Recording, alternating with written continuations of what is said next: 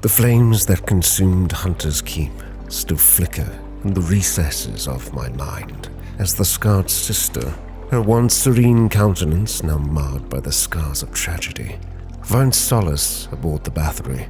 I cannot help but feel the weight of her sorrow pressing down upon us like a leaden shroud. For her, the loss of Hunter's Keep is more than just the destruction of a physical structure.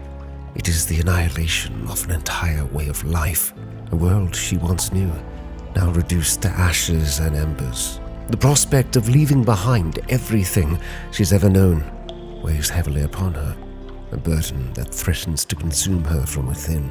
Yet, amidst the devastation and despair, there is a glimmer of hope, a faint ember of determination that refuses to be extinguished. As the scarred sister grapples with the reality of her newfound circumstances, she finds strength in the camaraderie of her fellow crewmates, the unwavering support, a beacon of light in the darkness that surrounds us. As the captain of the battery, it falls to me to chart a course forwards, to lead us through the stormy sea of uncertainty to a brighter tomorrow. And so, it is with a heavy heart and a steely resolve that I announce our next destination, Polythreme. It was out there, somewhere in the dark to the east. The journey ahead will be fraught with danger and uncertainty, but I am confident that together we will weather whatever storms may come our way. For we are sailors of the Untersea, bound by the call and the promise of adventure that lies beyond that bleak, dark horizon. It is the 5th of January, 1888, when we leave Hunter's Keep behind. Our first destination, the tomb colonies. We had casks of mushroom wine to sell, perhaps even a story or two. We had certainly earned our share. The sea was calm, and wild pirates patrolled. We did our best to avoid trouble for now, for we had already found our share in days past. As the air slowly filled with dust, I knew our destination was close. Our first course, as ever, was to gather what gossip we could from the bandaged denizens of the deep. They gave us enough information to keep our contacts in London interested. And then came the prospect of a dusty glass of wine. Vanderbilt is not the most promising place for shore leave. Too much decay, too little light, too many bandaged walking corpses, few companions of easy virtue. No cinnamon, no recent newspapers, very little pickled cave herring. Yet, it is better than nothing. The crew swagger back to the ship, carefully, mustering what muted boasts they may. At least no one has been arrested or unexpectedly married. With our slight loss of terror, I sold what I could of our mushroom wine, earning us a healthy profit. For the moment, we would keep our memories and recent news, sharing them elsewhere. Before leaving the tomb colonies behind, an extraordinary odor found me again. It was that cramped little place, the Vengeance of Jonah, a place of exceptional food and an exceptional cook, a bandaged poisonaire who's long wished to travel. However, the cook has rather exacting standards, and the galley of the battery would need to be set to his standards. 300 echoes. The cook was not cheap, but I had seen his work. Ah, my captain, the things we will catch, that we will consume, that we will experience, we will discover the seventh sensation, you and I, the taste that one tastes with the heart. You there, sailor, careful with the brazen almanac, it's worth more than your wretched soul. Quite the character. The man seemed to be of great ambition, holding many ambitions for fish. For now, the cook would be rather busy. My captain, come into my little gallery. Mind the pot of sauce. It is vigorous in the extreme. The cook seemed rather busy, coming to terms with his new quarters. I would leave him for now, as we set back out into the dark. It was not long after leaving the port and I was visited by a dream of a vast eye. It knows me, and I cannot avoid its gaze, a black, unsleeping taste. Again and again, I am alone on the wide, black Z. The eye is aware. I knew it then. This nightmare would come upon me from time to time, filling my heart with terror. Home and a good night's sleep may yet fix it, but for now we could not afford to return to London, not empty-handed.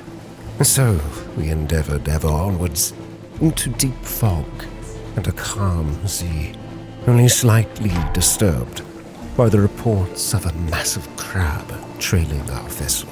Still, we held our course, traveling east in the direction of Demoux Island, that fervid forest of fungus. It was there we could acquire another report and perhaps an opportunity to bolster our supplies before we continue in our search of polythrene and the elusive carnate. As ever, the report came first. Shortly after forming the report, we came upon the affable factor once again, that poor fellow, ever in need of company, and as it would happen, our new cook sought to help alleviate his woes. We sat for a time, conversing, the air thick with hovering spores. The factor spoke of old stories, the Gantpole once more, and the infestation at Featherhaven. He happily sent a load of Bulgar's frond in the direction of our ship, fearing he might have eaten too much, enough to become transformed entirely into a fungi himself. I retorted that the man was already a fun guy. The cook sneered at my outstanding wit and carried the new supplies on board. It was a nice break from it all.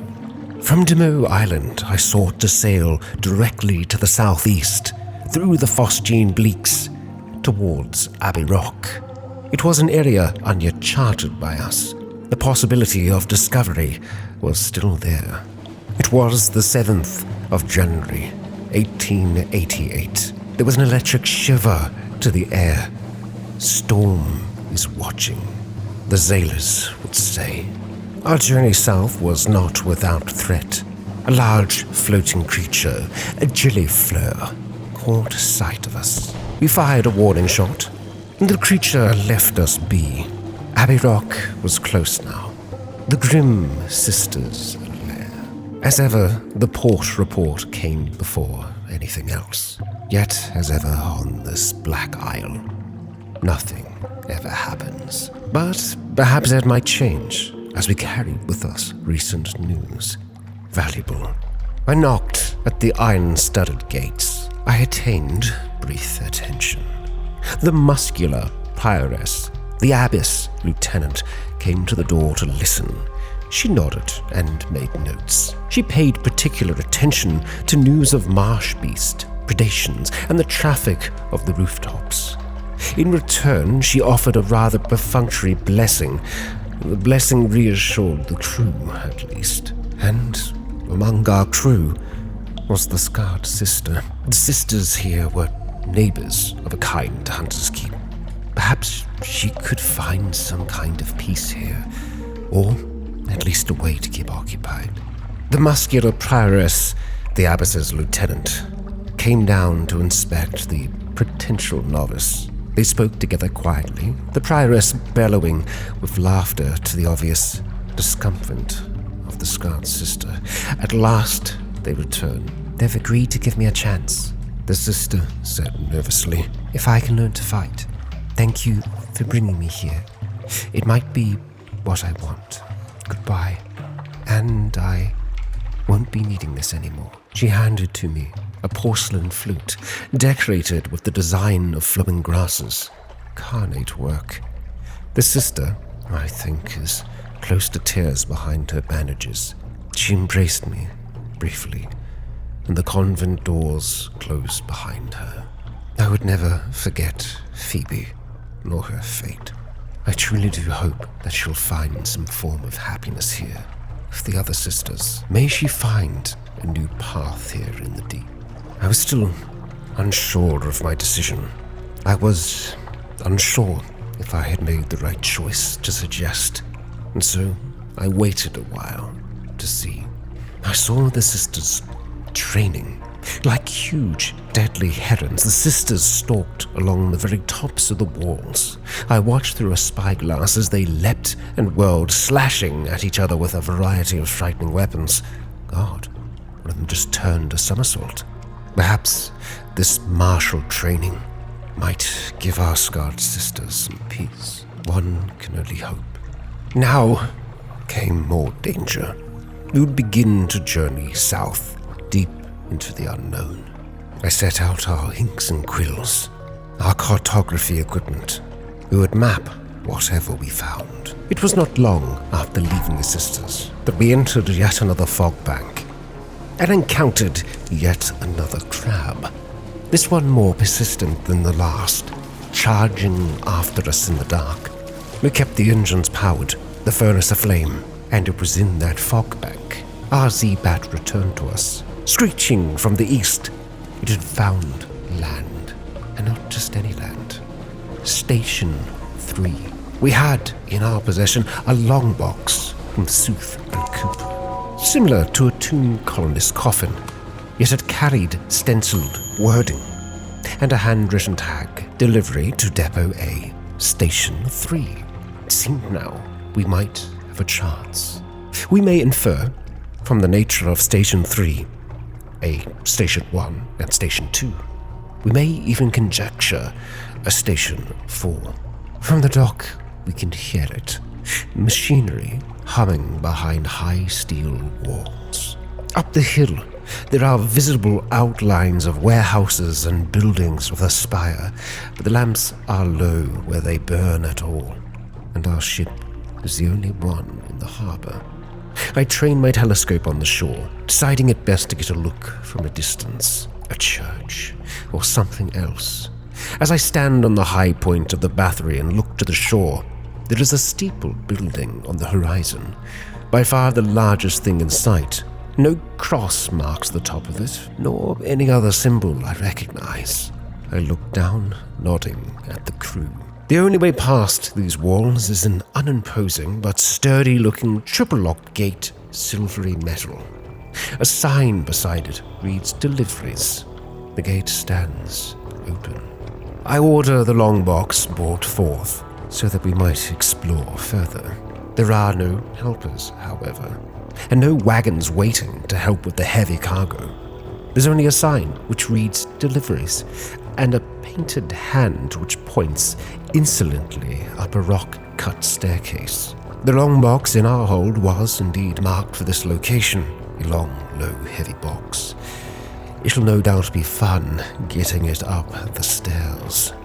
Up we went, a twisting staircase. There was a great deal of grumbling from the crew.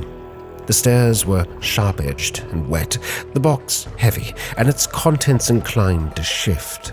After a few slips and a bad bruise to the shin, I resorted to placing crew members along the stairs, handing the box along. There was a warehouse at the top of the stairs, but it is not, apparently, my destination. Another sign points along a narrow path towards the building with the spire. Deliveries, it says, with an exclamation mark, more aggressively this time. Someone in the spired building is singing. The song sets my teeth on edge.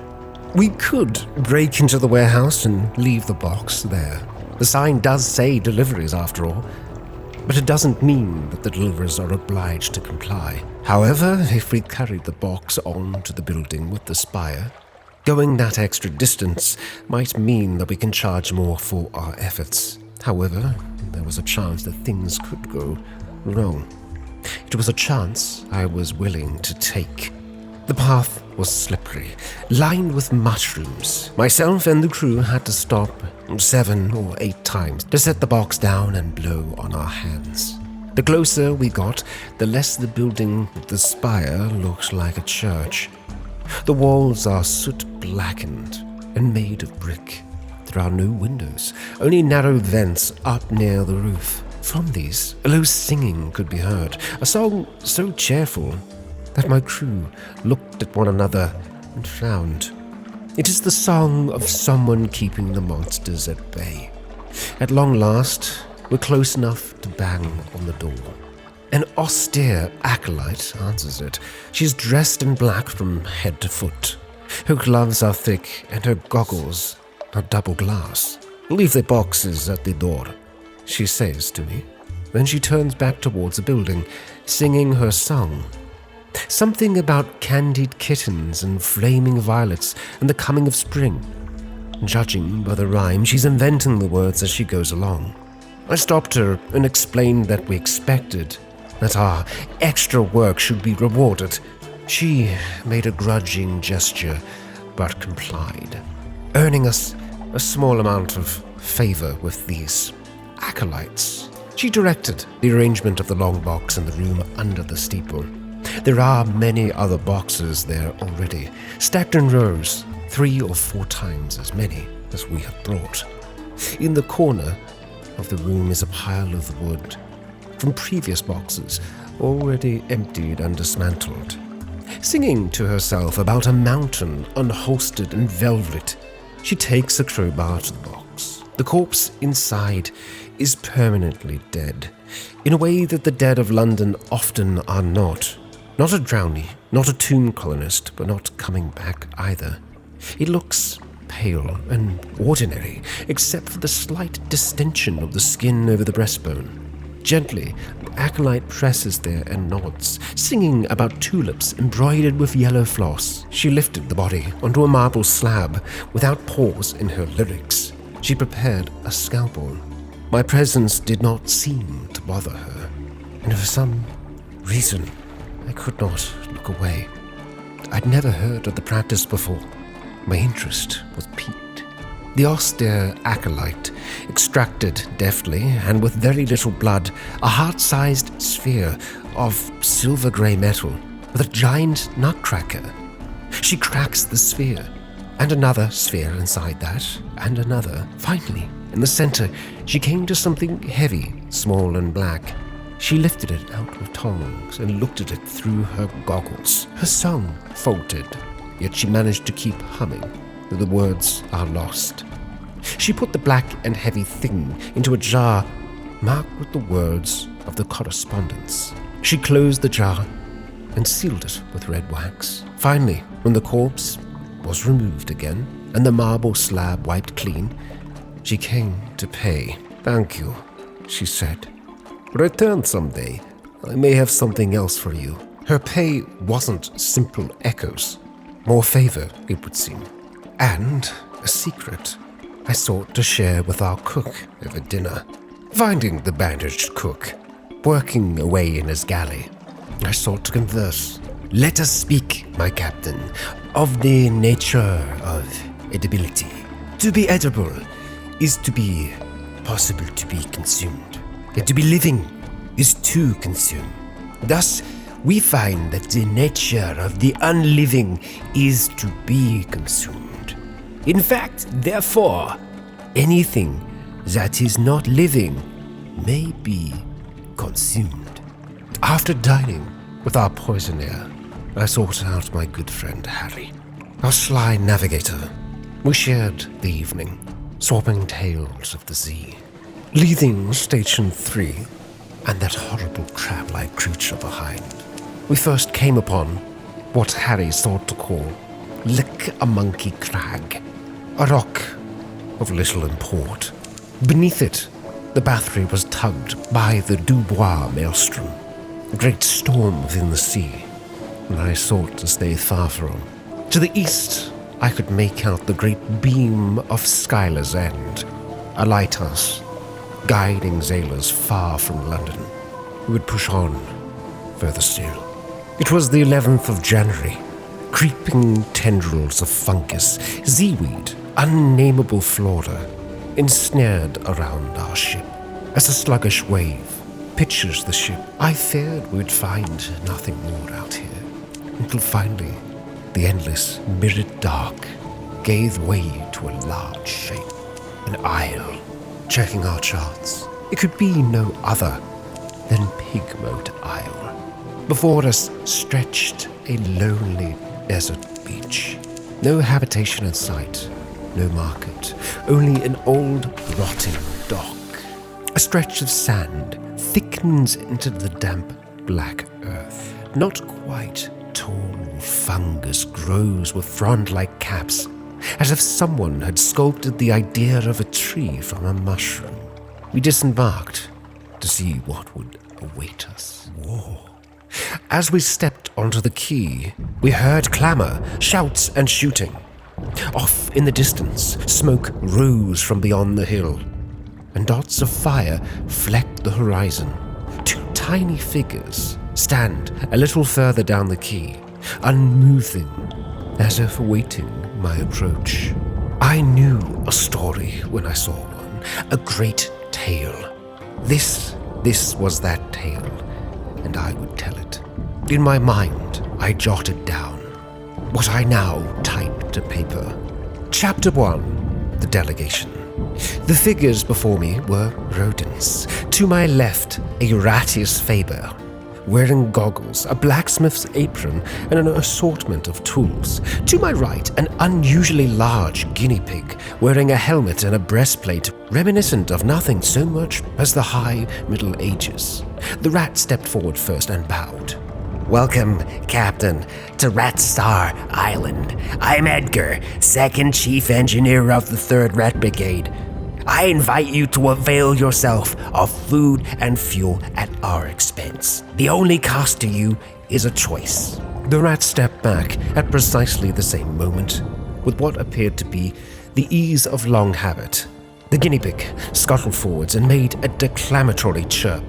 Welcome, Captain, to the Isle of Cavia. I am Lady Augusta Devereux Swinch of the Blackwater Swinches, Seneschal to our King Gracenor, first of his name. I invite you to avail yourself of food and fuel at our expense. The only cost to you is a choice. The two stood at attention, looking at me expectantly. Two remarkable rodents sat squatted, both seeking my support. I knew I had to choose carefully. I first spoke to the chief engineer. His eyes had a wave-cold glint to them, and he wore his scars like jewels. I asked the chief engineer to elaborate. He looked at me for a long, measured moment before speaking gruffly. We came to this island to make a home for ourselves away from London. It's cats, snuffers, it's rat-skin suits. We came to live as citizens of our own republic. We came with tools, our teeth, our clever hands, and we made a beautiful city by the light of the rat star that shone bright and blue on Mount Ariat. The chief engineer nodded towards the distant hill. One day, we braved the chicken woods, and from the top of Mount Ariat, we plucked the rat star to be our light, our beacon. But the pigs of Cavi saw our light, and they lusted for it. They sent armies to rule us and steal our star.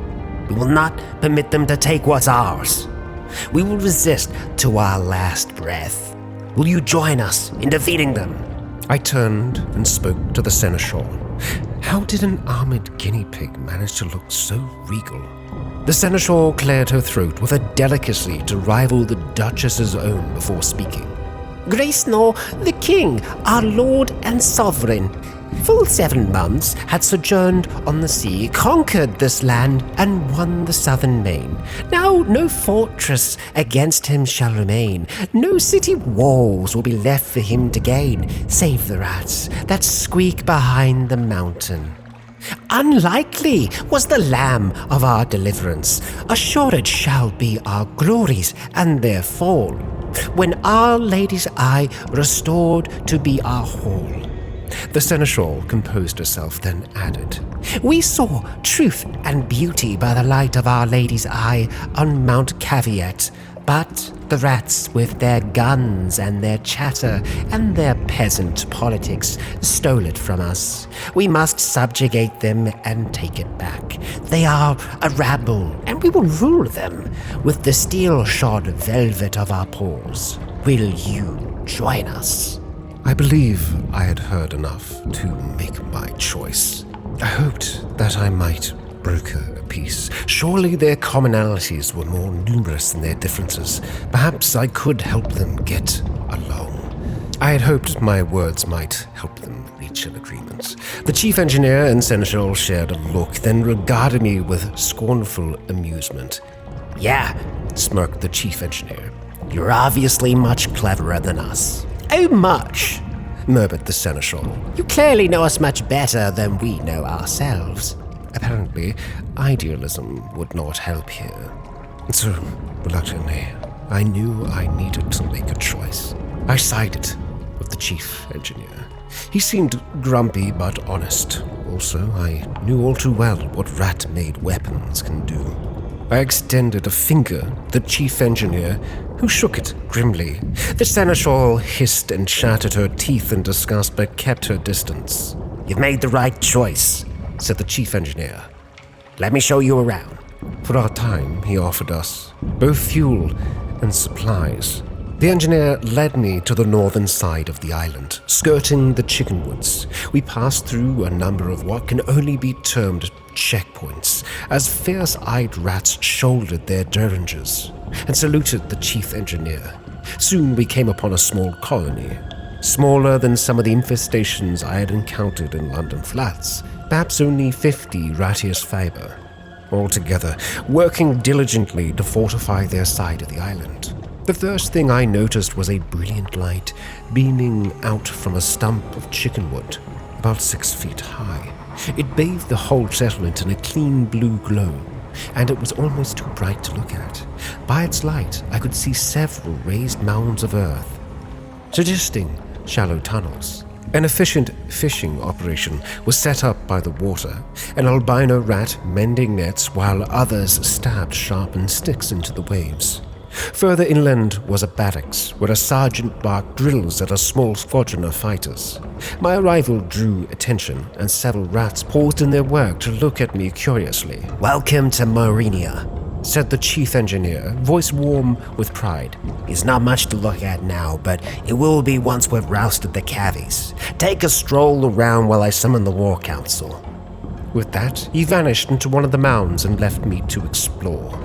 I first decided to visit the rats' barracks. The drill sergeant appeared to be sizing me up. With a few rats around her, really all she had to launch an attack. I approached the drill sergeant and went so far as to salute her, which earned me a grunt of satisfaction. The sergeant dismissed her troops and offered me a bit of chickenwood jerky to gnaw on. There's more beneath the ground, she explained. But not enough. The cavies are bigger and there's more of them. We're better with weapons, but we haven't got the stuff to make them with. Most of us came here as stowaways and brought nothing but food, tools, and the fur on our backs. But we can fish, and we can nibble the chickenwoods, but we can't make guns out of trees. The cavies came with their own steamer and seem to have endless supplies. We raid them sometimes, but there's so few of us and we can never hold on to the territory gained for long. But that's of no consequence. All we want is to be left in peace, to build our republic and the Rat Star, she added thoughtfully after a moment. Of course, we want that too. I next decided to take a closer look at the Rat Star.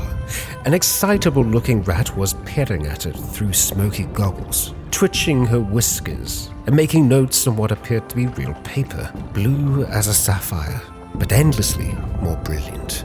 It's not a star. Of course, not really, but try and explain that to the others. The chief engineer doesn't want me to be working too hard to convince them. Says this is better for morale, but just look at it. Look! She offered me her goggles. I managed to work them over just enough one of my eyes to see the truth of what she was studying. It was scintillac, but unlike anything I'd seen before. Blue as sapphire, but more brilliant. Something about the clarity of its color was tremendously soothing. The chief science officer tittered with pleasure as I handed her goggles back. Those of us who have been to the Cavi side of the island and lived to tell the tale of it say there's plenty of glow there, plenty of bright in the water all around, but nothing like this. We took it from the island center, Mount Ariad. Only it's not a mountain, of course, any more that this is a star. It's a hollow, There's sweet water inside and coral crawling up the walls of it. But nothing that glows, save this. It's ours now, and no one can take it from us. Finally, I wandered down to the beach. Whoever heard of a rat mending a net? There, the green billows played. An albino rat smiled up at me from his mending work, looking dainty and a little shy. Chicken woods float, especially when it's dried out and sealed, so we're able to paddle out, cast our nets. We come back with all sorts of things, blind fish, crabs, sometimes a chunk of broken tentacle. But the fishing would never be so good without the rat star. He beamed. I think it only draws good fish and keeps the scary ones at bay. I know the chief science officer doesn't believe it, but I do. That light, that's our livelihood. I had seen enough. The bells of the War Council rang, and I was summoned. The chief engineer emerged from underground with a motley assortment of other rats. He introduced them as weapons experts, strategists, and field commanders. So, you gonna help us beat the cavies? He said, a hard edge to his voice. But how exactly? I was determined to take the lead. I had a ship, I had cannons. We would stare to the southern side of the island and have it at those uppity animals. It would be a modest challenge, however, and we suffered the bitterest of defeats. I gave clear orders. My navigation was impeccable, but it seems the cavies got wind of our intentions. Quickly enough, they were able to man the guns of their grounded pirates and give us a bracing dollop of what for. Their ship was already sunk, and its crew provided only tiny targets. It was an impossible battle. The shame of being defeated at sea by the brace of guinea boars was bad enough. Worse, however, was the several members of the crew who complained that the triumph weakening of the cavies now haunt their dreams, a terror that would sit with us for a time. I was not ready to give up, though. Strategic assistance was one thing, but we had more cannon fire to give. A palpable hit. The rats gave me what information they possessed about the cavies settlements, but I still had to improvise a great deal on the spot. A perfect storm of speed, stealth, and strength in arms favored us, our cannons letting fly a volley of shot onto the beach before the cavies could scramble onto their grounded ship to man its guns. Screams and squeals filled the air. The enemy fled. A damp hush settled over my crew as the smoke cleared to reveal the torn, bloodied bodies of guinea pigs littering the shore.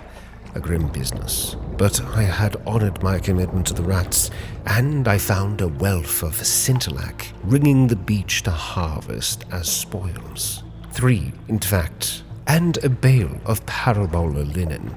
The house of Cavi had fallen. Murania was triumphant. All that remained were the celebrations and the continuation of our voyage. Oh, how we feasted long into the night then. Amongst the celebrations, however, and the forming of this new nation, I sought to intercede on behalf of the cavies. They were crushed, defeated, and I could see their spirits broken without the light of the Rat Star to guide them. They needed an advocate in this hour. I appealed to the chief engineer's moral fortitude and sense of fair play. Perhaps the cavies suffered the loss of the light from the center of the island. Perhaps they were only trying to get it back and not steal it from the rats. The chief engineer looked troubled at the thought. We only wanted to be left alone, he said. He looked towards the seneschal, haphazardly, bandaged among the rats' other prisoners. Perhaps further negotiation is possible. As I left, I saw the albino rat timidly offering a young cavi prisoner a piece of fresh fish. That same Ratius Faber I invited to join us on the battery. After all, what's a ship without a few rats? The chief engineer couldn't leave his colony, but he relayed my request to his people. The albino rat I saw mending nets shyly stepped forwards. I'm good at fixing things, he said earnestly. And I'd like to see more of the world. I waited for him to gather up some effects and say goodbye to his family before accompanying him on board. And now the wide Z beckoned. tired. We had eaten our fill and our business was concluded. It was time to continue our voyage and see what other wonders and terrors awaited us. It was there I finished my diary entry. And the final dregs of the rats, surprisingly good wine. They lined up to salute me as I left the victory banquet, escorting me to my ship, through the foundations of their new republic. We left Pigboat Island, our sights set to the south. It was the 11th of January, and spined towers reared in the light of the full stars. Were-reefs, they were known as. Yet the sight only kept my eye for so long, as pirates were ahead of us, not powered by steam. No, they rowed, heading in our direction. We turned into a spiral as the fight for our lives began. In the midst of combat, a sailor at the rail called softly. Something swims beneath the ship. I saw it! Look up at us! One voice said at a tremble. We could not afford the risk. I called them away, back to the cannons. The hull shuddered. Whatever was down there, it's better not to know. And I would hope they would forget soon enough. As for now, we had far more pressing matters to attend to.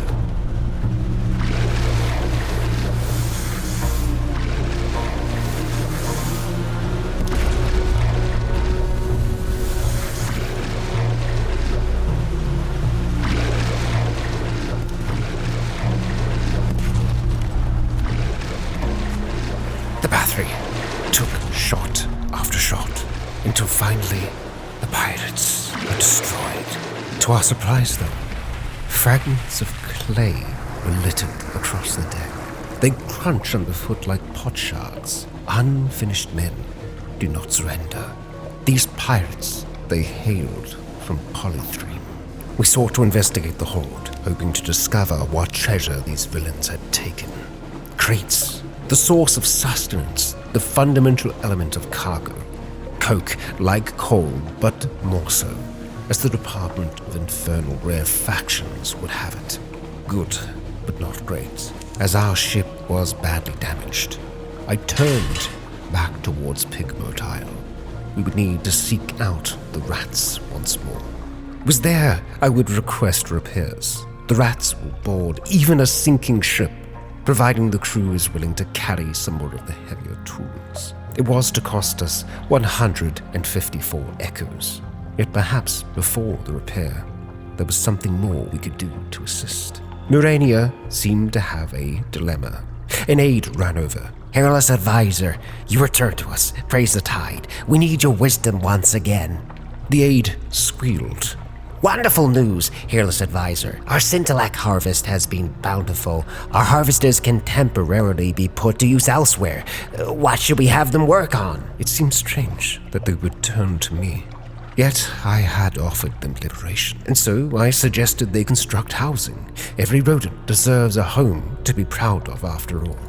From holes to houses, the harvesters rubbed their paws with satisfaction. With every new residence, Murania grows. Soon it will be a city. And now for my troubles, those repairs will cost a little less. 135 echoes to be exact. And now, with the battery repaired once more, we set our course to the south once again, along the track of that strange vessel, seeking out the elusive clay isle of Polythreme. We encountered great bulbous isles of coral, some spiked like the false stars above. Not far from the battery, something horrid slithered, an albino moray. The ship's doctor was quick to jot down a description and an artistic rendition of the thing. We kept our distance, speeding away. There seemed to be little of anything out here, yet we carried on, until a light cut through the darkness, a lightship far from home. Its clear, bright beam warms the way. It seemed wise to purchase fuel. They have little spare, and it's twice the usual price. Yet for 20 echoes, one extra fuel could take us far. From the lightship, we traveled further south, towards Andromeda's rocks, and an area known as Crying Heights, a network of rocks, not much more than rocks. We had spotted Port Addy, yet there was nowhere to dock here. Perhaps we would have to travel further east yet, weaving our way through the Isles. Yet again, no passage through.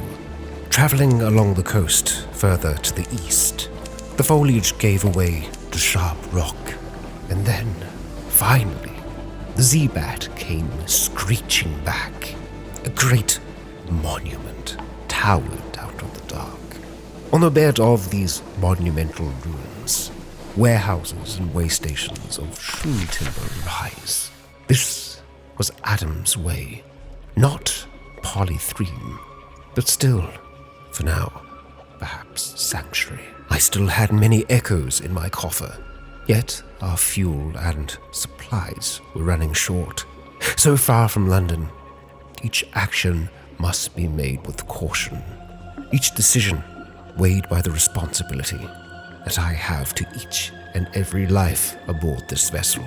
This week, we assisted the formation of a new nation, and hopefully brought some form of peace to a war-torn isle. Only time would tell. Had my intervention caused them only more pain? Another book for another time. For now, we're ready to disembark, to see what this strange land has in store for us next.